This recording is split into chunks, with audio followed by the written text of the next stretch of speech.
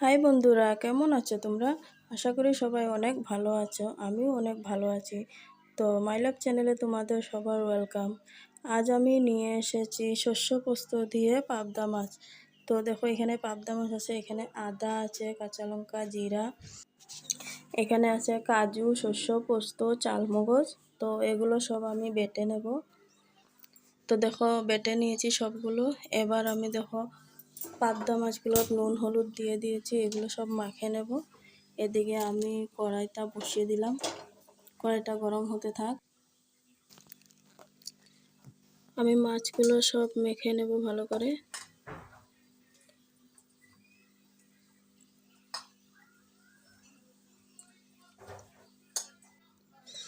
কড়াই গরম হয়ে গেছে, তেল দিয়ে দিলাম। এবার মাছগুলো দিয়ে দেব, মাছগুলো ভালো করে ভেজে নেব।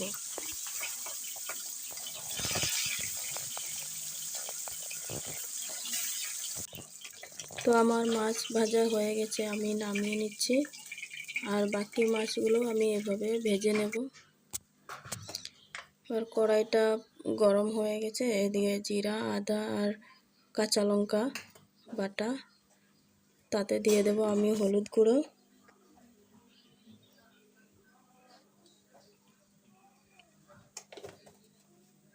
দিয়ে দেব কাশ্মীরি লঙ্কার গুঁড়ো,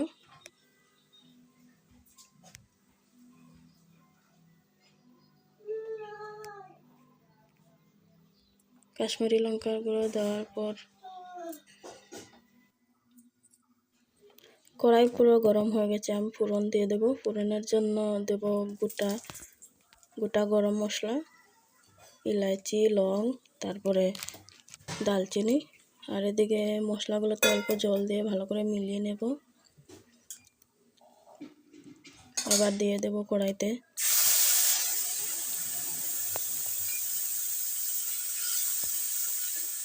কড়াইতে দেওয়ার পর কিছুক্ষণ নেড়ে ছেড়ে 2 থেকে 3 মিনিট হবে মশলাগুলো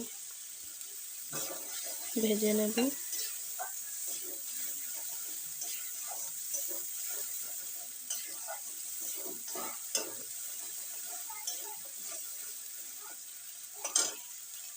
এবার আমি দিয়ে দিলাম এই চালমগজ, শস্য পোস্ত আর কাজুগুলো, যেগুলো বেটে রেখেছিলাম আগে।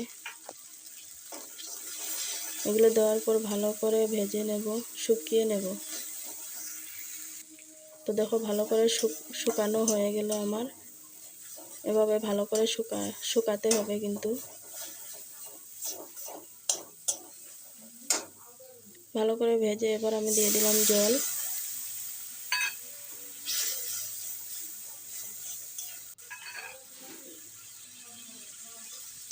দেখো, জল দেওয়ার পর কিছুক্ষণ 2 থেকে 3 মিনিট হওয়ার পর এভাবে ভালো করে সবজিটা উতলানো শুরু করছে।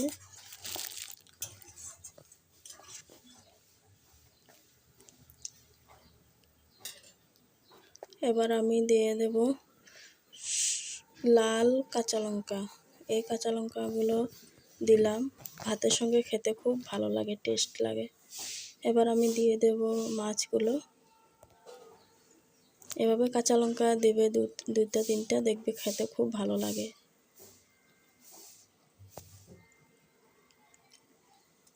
তো আমি মাছগুলো সব দিয়ে দিলাম। এবার দিয়ে দেব নুন,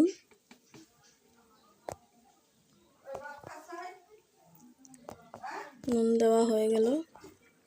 এবার কিছুক্ষণ এভাবে 5 থেকে 7 মিনিট হওয়ার পর এবার আমি নামিয়ে নেব। দেখো কি সুন্দর হয়েছে, গ্রেভি টাইপের। এই যে দেখো, গ্রেভি টাইপের হয়েছে। মাছগুলো পুরো একদম গোটা গোটা রয়েছে, একটু ভাঙেনি। আর এই যে কাঁচা লঙ্কাগুলো দেখো, খেতে খুব ভালো লাগে।